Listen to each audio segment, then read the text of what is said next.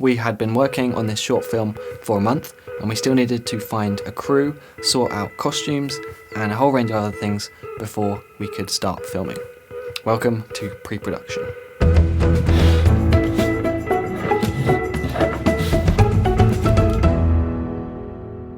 So we've already got our script, our main actors, and found some pretty good locations, which we showed in the first part of this behind the scenes series. So the next priority was to find a crew. Our producer handled all of this, and on such a low budget we really had to prioritise, ending up with a crew of 7 people.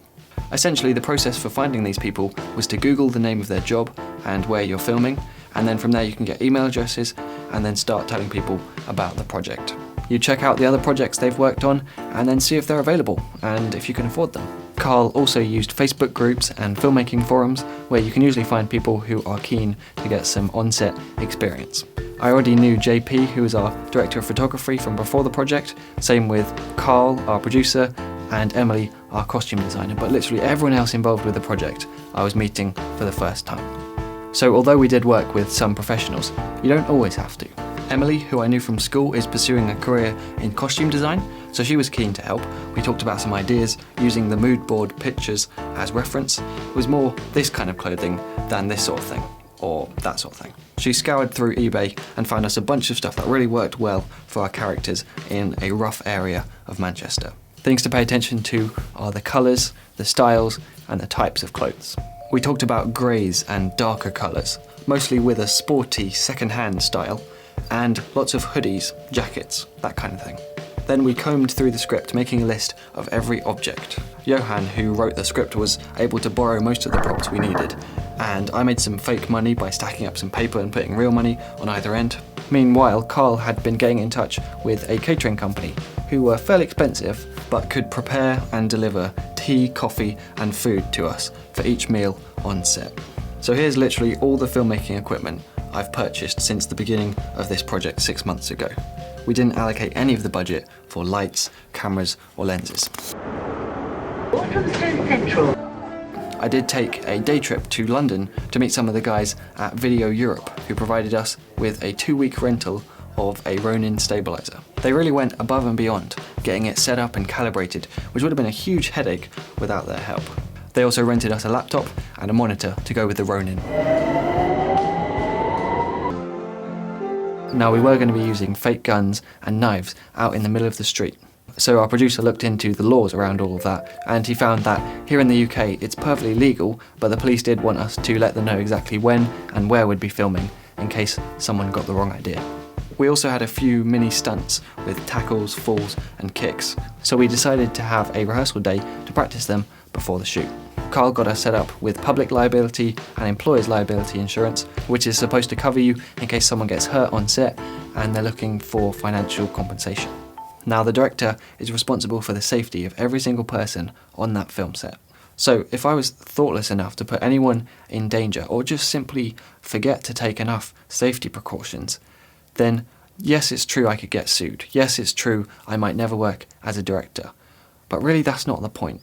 Reading through a 200-page insurance contract about what would happen if someone got hit by a car or if someone got killed because of my film set, it really began to sink in for me why safety is the #1 priority on a film set. Now as we got closer and closer to the shoot, there were basically 1,000 little things to do and lots of mistakes to learn from. Firstly, we paid way too much for Travelodge hotel rooms since they basically jack up the prices if you leave it until the last week. Then one of the actors got a TV job in the middle of our shoot, and I thought it was a disaster. I thought we were going to have to find another actor at really short notice. But talking to Carl about it, we realised that we could just switch 2 of the scenes in the schedule, and it meant that he wouldn't miss any of his scenes.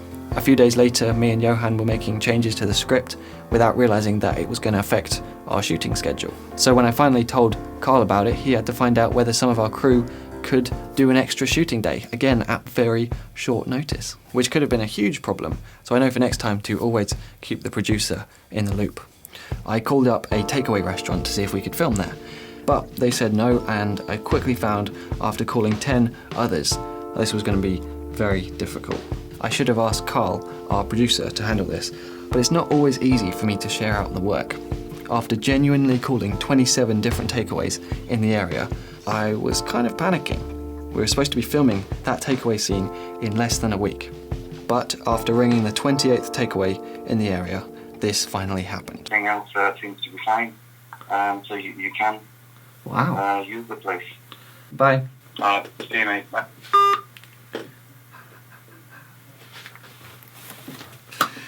Yes, but oh, that is so nice. So nice to hear.